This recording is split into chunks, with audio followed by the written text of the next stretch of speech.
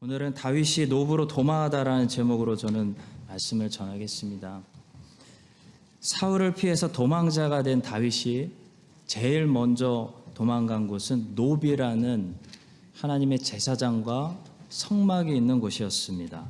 원래 성막은 사사시대 350년 동안 실로라는 곳에 있었는데요. 그 실로의 성막이 있었을 때 엘리 제사장의 아들들이 하나님의 언약궤를 전쟁터에 가지고 나갔다가 블레셋 사람들에게 빼앗기는 사건이 일어났습니다. 하나님의 언약궤가 블레셋 땅을 6개월 정도 돌고 다시 돌아와서 아비나답의 집에 모셔두었을 때 하나님의 언약궤를 잃어버린 성막은 실로에서 노브로 옮겨져 있었습니다. 그 노브에 오늘, 그러니까 그 안에 하나님의 언약궤는 없는 거죠. 그 노브에 오늘 다윗이 도착해서 엘리의 증손자인 제사장 아히멜렉을 만나고 있는 것을 우리가 읽었습니다. 그래도 다윗은 도망칠 때 하나님의 성막이 있고 하나님의 제사장이 있는 노브로 도망치는 선택을 했습니다. 노브에서 일어난 오늘 본문의 이야기를 통해 어떤 말씀을 듣게 될까요? 세 가지만 말씀드리도록 하겠습니다. 첫 번째로 이런 말씀을 듣게 되어 죄는 항상 우리에게 불필요한 것이다 라는 사실을 보게 됩니다. 다윗은 처음 지금 노베에 와서 처음으로 제사장 만난 거 아닙니다. 제사장이 다윗을 알고 있습니다. 다윗은 아마도 종종 사울의 심부름을 가지고 제사장이 있는 이곳에 왔을 것입니다. 다윗은 이곳에 올 때마다 그럴싸해 보이는 왕궁에서 일하는 사람들을 데리고 왔을 것입니다. 그런데 이 야밤에 다윗이 겨우 2-3명 정도 되는 소년들, 종들과 함께 갑자기 나타났습니다. 그래서 제사장 아히멜렉이 깜짝 놀랐죠. 그래서 1절에서 제사장이 떨면서 다윗에게 질문합니다. 다윗이 노베에 가서 제사장 아히멜렉에게 이르니 아히멜렉이 떨며 다윗을 영접하여 그에게 이르되 어찌하여 내가 홀로 있고 함께하는 자가 아무도 없느냐라고 말했습니다. 자, 그랬을 때 다윗도 순간 당황했던 것 같습니다. 제사장이 너무나 놀라니까 다윗도 놀랐습니다. 그래서 다윗은 안타깝게도 거짓말을 하게 됩니다. 2절의 말씀입니다. 다윗이 제사장 아히멜렉에게 이르되 왕이 내게 이를 명령하고 이르시기를 내가 너를 보내는 것과 내게 명령한 일은 아무것도 사람에게 알리지 말라 하시기로 내가 나의 소년들을 이러이러한 곳으로 오라고 말하였나이다. 자, 문제는 이 거짓말이 정말 불필요한, 그러니까 하지 않았어도 되는 그런 거짓말이었다는 거죠. 나중에 결과를 보니까 그것을 알 수 있습니다. 성도 여러분, 다윗이 왜 거짓말을 했냐면요, 그 순간 다윗은 이 거짓말이 꼭 필요하다고 판단했기 때문에 거짓말을 했습니다. 다윗은 자기가 그렇게 하지 않으면 여기서 도움을 받을 수 없다고 판단했습니다. 그런데 결과를 보니까요, 하나님은 이미 다윗에게 필요한 것들을 준비하고 계셨습니다. 하나님은 다윗에게 필요한 빵과 칼을 제사장을 통해서 들고 다윗을 기다리고 있었다는 거죠. 다윗이 굳이 거짓말로 핑계를 대지 않았어도 하나님께서는 제사장을 통해 다윗에게 필요한 빵과 칼을 주셨을 겁니다. 그러니까 다윗의 거짓말은 정말 불필요한 죄였다는 거죠. 그런데 성도 여러분, 우리는 죄를 지으라는 유혹을 받을 때마다 항상 먼저 어떤 소리에 속게 되냐면 이 죄가 지금 우리의 행복과 만족을 위해서 꼭 필요하다라는 거짓말을 듣게 됩니다. 그게 거짓말이라는 거예요. 아담과 하와도 그랬습니다. 아담과 하와는 무엇이 더 필요한 결핍의 상태에 있지 않았습니다. 그런데도 자신들이 뭔가 부족하다, 더 지혜가 필요하다라는 말에 속아버려서 선악과를 먹은 거죠. 거짓말을 믿었습니다. 최초의 범죄는 불필요한 것을 필요한 것이라고 속는 데서 시작됐습니다. 다윗이 나중에 왕이 돼서 이제 평안해졌을 때 왕궁에서 밧세바와 간음했을 때도 마찬가지입니다. 다윗은 그때 불필요한 죄를 짓고 말았습니다. 다윗은 그 순간 그 죄가 필요하다고 느꼈는데요. 성경은 그 죄가 다윗에게 필요 없었다라고 말씀하고 있습니다. 사무엘하 12장 7, 8, 9절을 제가 읽어볼게요. 나단이 다윗에게 이르되 당신이 그 사람이라. 이스라엘의 하나님 여호와께서 이와 같이 이르시기를 내가 너를 이스라엘 왕으로 기름 붓기 위하여 너를 사울의 손에서 구원하고 내 주인의 집을 내게 주고 내 주인의 아내들을 내 품에 두고 이스라엘과 유다 족속을 내게 맡겼느니라. 만일 그것이 부족하였을 것 같으면 내가 내게 이것저것을 더 주었으리라. 그런데 어찌하여 내가 여호와의 말씀을 업신여기고 나 보기에 악을 행하였느냐. 내가 칼로 햇사람 우리아를 치되 암몬 자손의 칼로 죽이고 그의 아내를 빼앗아 내 아내로 삼았도다 말씀합니다. 하나님의 말씀은 정확한 진단입니다. 전혀 다윗은 뭔가 부족하지 않은 상태에서 불필요한 죄, 없어도 되는 죄를 지었다는 거죠. 성도 여러분, 죄가 항상 어디서 어떻게 시작하는지를 우리가 알면 죄가 시작하려고 할 때 많이 막을 수가 있습니다. 죄는 항상 어떻게 시작될까요? 어디서 시작되냐면 부족하지 않은데 부족하다고 느껴지면서 속는 데서 시작됩니다. 그걸 다른 말로 성경은 뭐라고 부르냐면 욕심이라고 부르는 거죠. 모든 죄는 결핍과 부족함에서 시작되는 게 아니라 욕심에서 시작된다고 성경 말씀하는 거예요. 야고보서 1장 15절입니다. 욕심이 잉태한 즉 죄를 낳고 죄가 장성한 즉 사망을 낳느니라. 모든 죄는 필요해서 짓는 죄가 아니라 불필요한 욕심에서 일어나게 된다는 거죠. 욕심은 다른 말로 탐욕입니다. 근데 이 탐욕이라는 죄가 무서운 것은 탐욕이 가지고 있는 특징 때문인데요. 탐욕은 우리 눈에서 잘 숨는다는 겁니다. 자기 탐욕을 감지하는 사람은 그렇게 많지 않습니다. 이게 잘 안 보인다는 거예요. 질병도 금방 감지가 되는 질병이 있고 몸속에 꼭꼭 숨어서 감지가 안 되는 질병이 있습니다. 죄도 마찬가지예요. 감지가 잘 되는 죄가 있고 내가 이런 죄인이구나. 감지가 잘 안 되는 죄가 있습니다. 예를 들어 음란 같은 죄는 감지가 잘 되는 죄예요. 우리는 우리의 음란함을 다른 사람들이 못 보도록 철저하게 숨길 수는 있는데 우리 자신은 숨길 수가 없어요. 우리는 내가 얼마나 음란한지 잘 보이는 죄가 음란 죄예요. 자, 근데 탐욕은 반대 특징을 가지고 있습니다. 다른 사람들은 다 알아요. 내가 조금만 욕심을 가지고 있으면 욕심 부리는구나. 내가 얼마나 욕심이 많은 인간인지. 이게 아무리 숨기려고 해도 티가 납니다. 다른 사람들은 다 알아요. 느끼는 거예요. 근데 정작 나는 내 안에 숨어있는 탐욕을 잘 보지 못하는 탐욕죄는 그렇게 무섭습니다. 상담사에게 상담받으러 오는 사람들 중에 나는 너무 음란합니다 라고 고백하는 사람은 많아도 나는 너무 욕심이 많은 것 같아요 라고 고백하는 사람은 지극히 소수라는 겁니다. 대부분의 사람들은 많이 가졌는데 스스로에 대해서 어떻게 느끼고 있냐면 나는 너무 가난해. 지금 나는 너무 부족해 라고 생각한다는 거예요. 그렇지 않습니까, 여러분? 삼성의 고 이건희 씨도 돈 없어 죽겠다 라는 말을 하시는 거 보고 저는 깜짝 놀랐어요.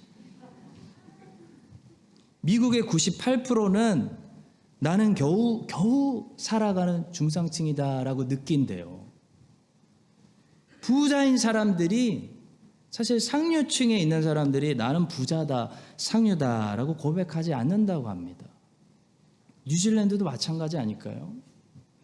성도 여러분, 음란은 두통처럼 너무나 잘 느껴지는 죄이기 때문에 어떻게 보면 우리는 주님 앞에, 주님, 제가 참 음란합니다, 내가 성경에 나오는 저 창녀와 비슷한 죄인이에요 라고 죄를 인정하고 고백하는 것이 어렵지 않습니다. 탐욕과 욕심은 우리 영혼의 온몸에 다 퍼져 있는데도 이게 잘 느껴지지가 않기 때문에, 아니 주님, 내가 언제 그렇게 큰 걸 바랬다고 그러세요? 주님, 제가 무슨 욕심을 부렸어요? 어렵게 살아가고 있는데. 주님께 오히려 화를 내는 그런 죄가 우리 안에 숨어있는 탐심이라는 거예요. 팀 켈러 목사님은 말씀합니다. 예수님은 간음보다 탐심을 훨씬 자주 경고하셨다. 복음서를 보니까요, 간음죄를 지었던 사람들은 예수님께 잘 나와서 눈물을 흘리고 회개했습니다. 근데 욕심이 있는 사람들은 한 사람도 예수님을 따라가지 않더라고요, 끝까지.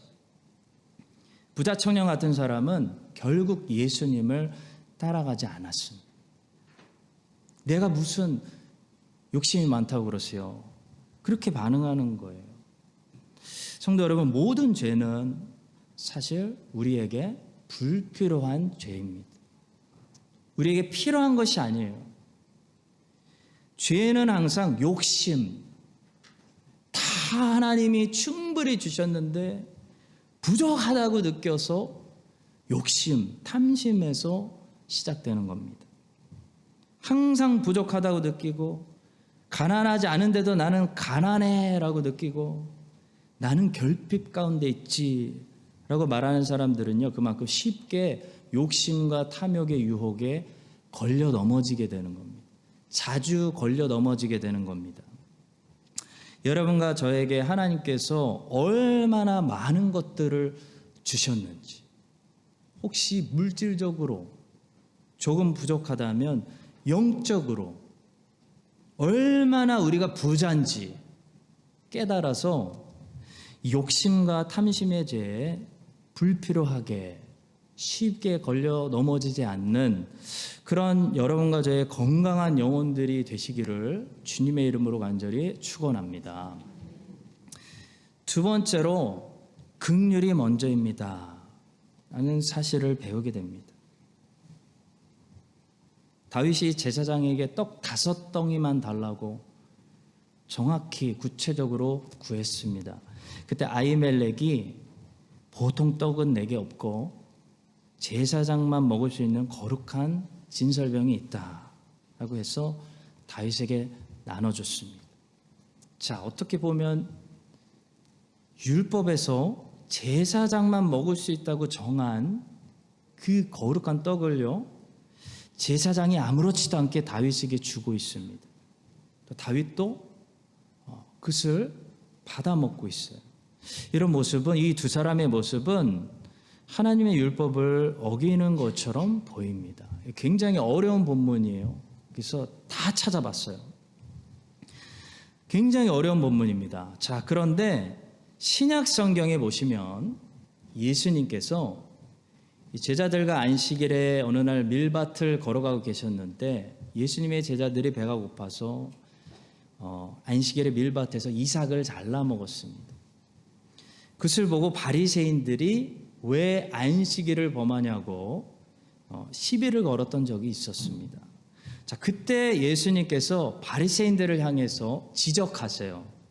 바리새인들이 왜 틀렸는지, 바리새인들이 뭘 잘못 생각하고 있는지 지적해 주시면서 바로 구약의 이 이야기를 꺼내십니다. 자, 예수님께서 이 다윗과 아히멜렉의 이야기를 말씀하시면서 예수님은 어떻게 말씀하시냐면, 마치 제사장 아히멜렉과 다윗의 행동이 아무 잘못이 없었다는 식으로 말씀하세요. 그들의 행동을 지적하시는 것이 아니고 오히려 아름다운 이야기다, 감동적인 이야기다라고 지지하고 계시는 것을 우리가 분명히 볼 수 있어요. 마태복음 12장 3절과 4절 그리고 5절을 제가 읽어보겠습니다. 예수께서 이르시되 다윗이 자기와 그 함께한 자들이 시장할 때 한 일을 읽지 못하였느냐. 그가 하나님의 전에 들어가서 제사장 외에는 자기나 그 함께한 자들이 먹어서는 안 되는 진설병을 먹지 아니하였느냐. 또 안식일에 제사장들이 성전 안에서 안식을 범하여도 죄가 없음을 너희가 율법에서 읽지 못하였느냐. 오히려 싸우고 계십니다. 예수님께서는 여기서 분명히 제사장 아히멜렉의 행동과 다윗의 행동을 지지하고 감싸고 보호하고 계세요. 자, 그렇다면 제사장 외에는 먹을 수 없다는 이 진설병을 제사장 아히멜렉이 다윗에게 급하게 나눠주고 그냥 먹어. 다윗이 그 거룩한 진설병을 눈물과 함께 감사합니다. 먹었던 이 행동이 어째서 예수님께는 율법을 어김이 되지 않고 오히려 감동적인 아름다운 이야기가 될 수 있을까요? 그 힌트를 바리새인들에게 말씀하시는 예수님의 최종적 결론에서 볼 수가 있습니다. 7절의 말씀입니다. 나는 자비를 원하고 제사를 원하지 아니하노라 하신 뜻을 너희가 알았더라면 무죄한 자를 정죄하지 아니하였으리라. 그러니까 바리새인들의 문제는 뭐였냐면 나는 자비를 원하고 제사를 원하지 아니하노라 라는 뜻을 깨닫지 못했기 때문이라는 거예요. 성도 여러분, 저 뜻이 무슨 뜻인지를 오늘 우리가 깨달아야 됩니다. 그래야 정죄를 안 해요. 무죄한 자를. 자, 바리새인들은 율법을 오해했습니다. 자, 바리새인들은 율법을 마음으로 지키는 법이 아니라 마치 뉴질랜드 법처럼 몸으로만 지키면 되는, 행위로 지키면 되는 법으로 생각했어요. 그래서 그들은 어떤 마음을 가지고 있든지 어떤 동기를 가지고 있든지 내면은 전혀 상관하지 않았습니다. 겉으로 보이는 형식과 의식과 행위만 지키면 하나님의 율법을 이 세상의 법처럼 잘 지킨다고 생각했습니다. 이것이 문제였어요. 왜냐하면 하나님은 중심을 보시는 분이에요. 하나님은 영이세요. 그래서 하나님께 제사를, 구약의 제사를 통해 예배를 드리더라도 영으로 드려야 돼요. 그래서 하나님께서 모세를 통해 율법을 주셨을 때 이 하나님의 율법은 사람의 외적인 행위에만 적용되는 계명들이 결코 아니었습니다. 하나님의 율법은 사실 제일 먼저 어디서부터 적용되냐면 사람의 중심, 사람의 마음의 자세, 그 영혼의 상태, 사람의 동기에 처음으로 적용되는 것이 바로 하나님의 말씀이에요. 자, 예를 들어 마음속으로 누군가를 용서하지 않고 미워하고 있습니다. 정죄하고 있어요. 그러면은 겉으로 살인하지 않고 욕하지 않고 때리지 않아도 하나님의 율법이 어떻게 적용되냐면 이미 살인자라고 선포해 버려요. 왜냐하면 마음에 율법이 적용되기 때문입니다. 그래서 모든 하나님의 말씀, 하나님 율법을 제대로 지키려면 하나님 보실 때 동기부터 바뀌어야 돼요. 영이 거듭나야 돼요. 중생돼야 됩니다. 성령을 받아야 돼요. 그래야 하나님을 향한 뜨거운 사랑과 이웃들을 향한 넘치는 이 긍휼한 마음을 중심에 가지고 제사도 드리고 구제도 하고 바른 율법을 지키는, 안식일도 지키는 그런 계명을 지키는 삶을 살 수 있다는 것입니다. 그래서 순서가 중요한데요. 순서적으로 영혼이 먼저고 영혼이 통해서 흘러나오는 육체 행위가 나중입니다. 중심이 먼저고 행위가 나중이에요. 그래서 긍휼이 먼저고 제사가 나중인 거예요. 하나님을 향한 뜨거운 사랑과 이웃들을 향한 뜨거운 긍휼함이 중심에서 흘러넘치지 못하는 상태에서 드리는 모든 제사는 종교이고, 그 상태에서 행하는 구제는 외식입니다. 외식. 그래서 하나님 바리새인들을 책망하신 겁니다. 회칠한 무덤이다. 안에는 다 썩었는데 겉으로는 아름답게 칠한 거예요. 꾸민 거예요. 외식이라는 겁니다. 자, 성도 여러분, 우리 하나님께서 하시는 일에는 언제나 순서가 있어요. 차례가 중요합니다. 왜냐하면 하나님은 케이오스를 코스모스로 바꾸시는, 무질서, 혼돈을 질서로 바꾸시는 질서의 하나님이시기 때문이에요.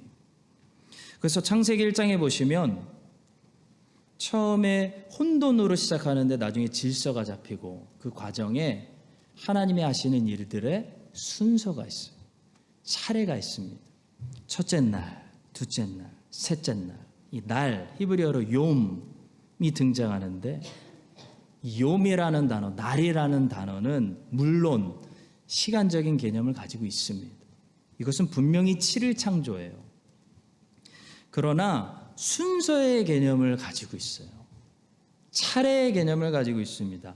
하나님께서 그 많은 천지를 6일 안에 창조하셨다는 것은 무슨 의미가 있는 것이냐면, 하나님의 순서대로, 질서대로 진행되면 시간은 하나님께 전혀 문제가 되지 않는다는 것을 말해주는 거예요. 그래서 6일 안에 모든 것이 깔끔하게 창조되는 겁니다. 중요한 것은 순서입니다. 먼저 빛이 있어야 되고, 물이 나눠져야 되고, 땅이 드러나야 돼요. 하나님의 일은 순서대로만 진행되면 시간은 문제가 되지 않습니다. 하나님께는 하루가 천년 같은 거예요. 우리는 시간을 중요하게 생각합니다. 우리는 시간 안에서 살고 있기 때문이죠. 긴 시간에 많은 가치를 둡니다. 1년 경력보다 10년 경력을 가지고 있는 사람, 시간으로 판단을 합니다. 그런데 하나님은 시간으로 우리를 판단하지 않으세요. 하나님은 우리가 오랜 시간 동안 하나님을 믿었다는 사실에 감동을 받으시는 분이 아닙니다. 하나님께는 하루가 천년이에요. 하나님은 시간 밖에 계세요. 하나님께는 하루를 믿어도 우리가 예수님을 어떻게 믿었느냐가 중요한 거예요. 그래서 십자가 위에 강도가 구원받을 수 있는 거예요. 모세가 죽기 전에 마지막으로 모압 땅에서 이스라엘 백성들 모아놓고 고별 설교를 했습니다. 모세가 할 말이 얼마나 많았겠습니까? 모든 백성들이 귀를 기울여서 모세가 마지막으로 뭐라고 말하는지 집중하고 있습니다. 그때 모세의 첫 마디가 이렇게 시작해요. 신명기 1장 2절. 호렙산에서 세일산을 지나 가데스 바네아까지 10하루길이었더라. 호렙산은 시내산과 같은 산입니다. 출애굽기, 레위기, 민수기에는 시내산이라고 나오는데요, 신명기에는 호렙산이라고 나옵니다. 호렙산에서 세일산을 지나 가데스 바네아까지 10하루길이었더라가 모세의 첫 마디예요. 모세의 고별 설교의 첫 마디입니다. 가데스 바네아가 어디입니까? 이스라엘 백성들이 가나안 땅으로 입성하려다가 믿음이 없어가지고 그 땅을 악평하다가 하나님께 심판받아서 다시 광야로 거꾸로 돌아가야 했던 그 가나안 땅의 입구가 바로 가데스 바네아입니다. 모세가 마지막 인생 고별 설교를 하고 있는데 왜 이 말부터 하고 있을까요? 성도 여러분, 10하루 걸릴 길 38년 돌아서 왔다. 그런 말씀이에요. 믿음이 있었더라면, 하나님 말씀에 순종했더라면 10하루 만에 시내산에서 가데스반에 도착해서 가나안 땅 쳐들어가고 정복하고 살았을 텐데 불평하고 원망하고 의심하다가 38년 지났다. 그런 얘기입니다. 이게 모세가 마지막으로 이스라엘 백성들에게 하고 싶었던 고별설교 첫 마디예요. 성도 여러분, 하나님의 일에는 순서가 있기 때문에 아무리 우리가 오래 버텼어도 첫 단추가 채워지지 않으면 두 번째 단추로 갈 수 없는 거예요. 그러나 첫 번째 단추만 채워지면 시간은 하나님께 문제가 되지 않는 거예요. 6일 안에 천지가 창조되는 것입니다. 하나님께는 시간이 문제가 아니라 순서가 중요해요. 믿음이 없으면 가나안 땅 못 들어가요. 40년 기다려도 가나안 땅 못 들어가요. 근데 믿음이 있으면 10하루 만에 가나안 땅 들어가는 거예요. 시간이 문제가 아니에요. 먼저 거듭나지 않으면, 이 안이 거듭나지 않으면요, 평생 제사 드려도 의미가 없어요. 그게 종교예요, 그건. 우리의 내면에 하나님을 향한 뜨거운 사랑과 이웃들을 향한 긍휼이 없으면 많은 사역을 해도 아름답지가 않은 겁니다. 열심히 할수록 외식하는 바리새인만 되는 거예요. 여러분과 제 안에 성령이 충만히 계셔서 먼저 순서적으로 하나님을 향한 뜨거운 사랑을 간직하는 이 다윗의 마음과 불쌍한 그 다윗에게 긍휼한 마음으로 넘치는 긍휼로 거룩한 떡을 주고 있는 이 제사장 아히멜렉의 마음이 있어야 됩니다. 이 내면의 중심이 먼저 넘쳐 흘러서 우리가 무엇을 그 다음에 하든지 하나님을 감동시키는, 무엇을 하든지 하나님께 영광 돌릴 수 있는 그런 사람들 다 될 수 있기를 주님의 이름으로 축복합니다. 마지막 세 번째로, 환난 중에도 다윗처럼 하나님의 집으로 도망치면 빵과 칼을 얻을 수 있다는 사실입니다. 자, 다윗은 노브로 가서 제사장들만 먹을 수 있는 거룩한 빵만 얻은 것이 아닙니다. 다윗에게는 칼이 필요한데 거기 가서 골리앗의 칼을 얻었습니다. 그보다 더 좋은 칼이 없었습니다. 9절의 말씀입니다. 제사장이 이르되 내가 엘라 골짜기에서 죽인 블레셋 사람 골리앗의 칼이 보자기에 쌓여 에봇 뒤에 있으니 내가 그것을 가지려거든 가지라. 여기는 그것밖에 다른 것이 없느니라 하는지라. 다윗이 이르되 그 같은 것이 또 없나니 내게 주소서. 자, 이 칼이 그날 거기 있었던 것은요, 다윗이 엘라 골짜기에서 하나님의 이름을 위해서 목숨 걸고 싸우고 하나님께 그날 영광 돌리고 감사의 표시로 골리앗의 칼을 여호와의 집에다 봉헌했기 때문입니다. 성도 여러분, 여러분들이 무엇이든지 하나님의 집에 봉헌해 드리는 것들은요, 여러분들의 환난 날에 하나님의 집에서 다시 여러분들에게 충만하게 공급되어질 줄로 믿습니다. 우리가 하나님께 드린 모든 것들은 잃어버리는 것이 아니에요. 늘 하나님께 필요한 대로 다시 돌아온다는 사실을 기억해야 됩니다. 예수님께서 보물을 이 땅에 쌓아두지 말고 하늘에 쌓아두라. 우리가 너무나 잘 아는 말씀이죠. 근데 이 말씀을 자세히 보면요, 우리를 위한 말씀입니다. 주님을 위한 말씀 아니에요. 주님이 보물 달라고, 돈 달라고, 재물 달라고, 나에게 바치라고 하는 말씀 아니에요. 자세히 보셔야 돼요. 너희들이 보물을 땅에 쌓아두면 빼앗기기 때문에, 도둑질 당하기 때문에, 잃어버리기 때문에 잃어버리지 않는 하늘에 쌓아두라. 우리를 위해서 하신 말씀이에요. 마태복음 6장 19절 20절 한번 보겠습니다. 너희를 위하여 보물을 땅에 쌓아두지 말라. 거기는 좀과 동록이 해하며 도둑이 구멍을 뚫고 도둑질하느니라. 오직 너희를 위하여 보물을 하늘에 쌓아두라. 거기는 좀이나 동록이 해하지 못하며 도둑이 구멍을 뚫지도 못하고 도둑질도 못하느니라. 주님께서는 주님을 위해서 보물 달라라고 하시는 거 아닙니다. 너희를 위하여 보물을 하늘에 맡겨두라. 가장 안전한 곳에 쌓아두라라는 말씀이에요. 왜냐하면 땅에다 무엇이든지 쌓아두면요, 땅에다 우리가 쌓아두는 모든 것들 결국 어떻게 됩니까? 세월이 가져가요. 건강이 가져가 버려요. 죽음 앞에서 다 도둑 맞는 겁니다. 그래서 말씀하시는 거예요. 도둑 맞지 말아라. 잃어버릴 곳에 쌓아두지 말아라. 그런 말씀입니다. 인생은 간접 경험을 통해서 얼마나 많이 배우느냐가 너무나 중요합니다. 왜냐하면 인생은 짧고 몸은 하나고 시간과 기회는 한정되어 있기 때문이죠. 내가 직접 경험을 통해서 깨달으려고 하면은 인생은 바로 살 수가 없습니다. 너무나 한정적입니다.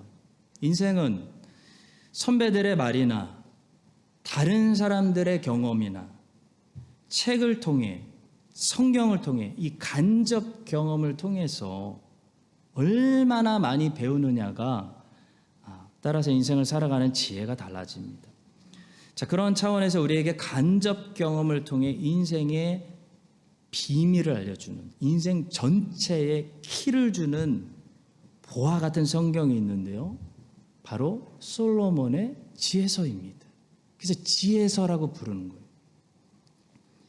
잠언과 전도서 같은 성경은요, 솔로몬의 간접 경험입니다. 간접 경험을 통해서 여러분과 제가 경험해 보지 않아도 많은 것을 단시간에 배우고 깨달아서 인생을 지혜롭게 살 수 있게 해주는 보물 같은 말씀들로 가득 차 있기 때문에, 특히 이제 앞으로 인생을 본격적으로 살아가야 되는 우리 젊은이들에게, 청년들에게 인생의 깊은 깨달음을 주고 방향을 제시하는 젊은이들에게 특히 호소하고 있는 그런 책입니다. 그래서 잠언은 자주 그렇게 말씀하는 거죠. 내 아들아, 내 아비의 훈계를 버리지 말아라 라는 말씀이에요. 나는 이렇게 살았는데 너는 그렇게 살지 말아라. 아버지의 마음으로 훈계하는 거예요. 근데 미련한 자식들은 아비의 훈계를 듣지 않습니다. 자기도 아버지처럼 다 경험해보고 깨닫는 거예요. 너무 늦는 거죠.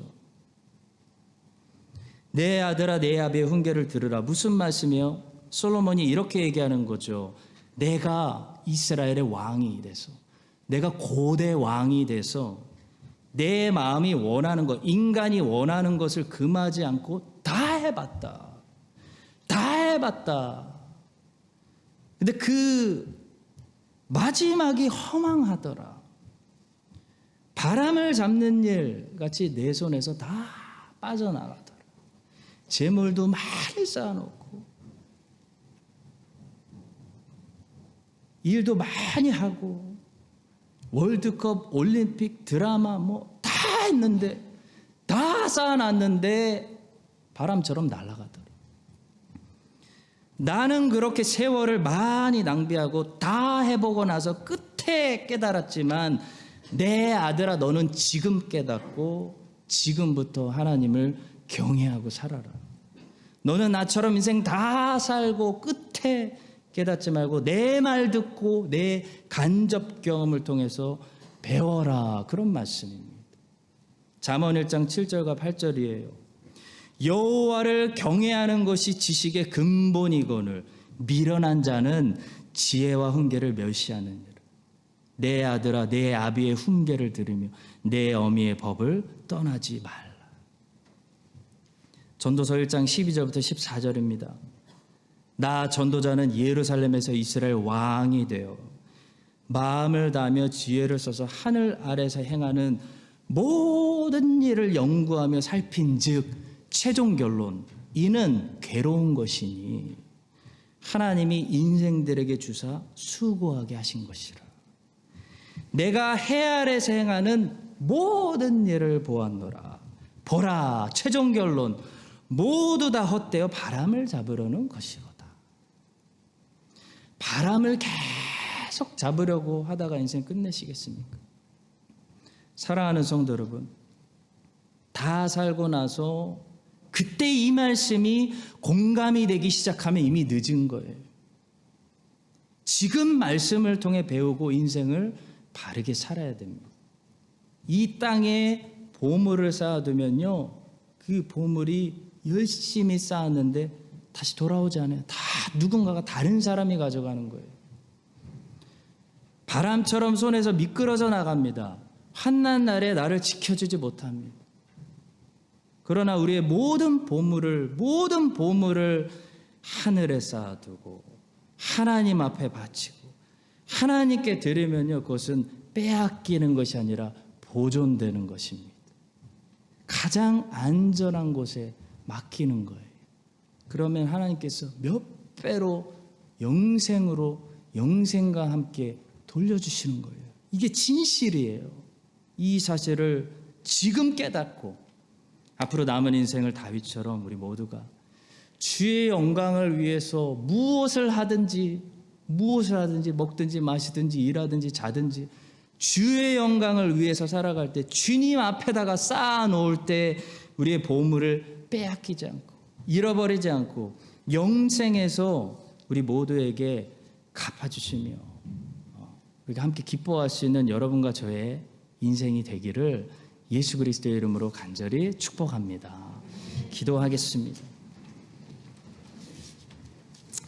하나님, 솔로몬의 간접 경험을 통해 주신 지혜를, 훈계를 지금 깨닫고 주의 영광을 위해서 살아갈 수 있도록 인도하여 주시옵소서.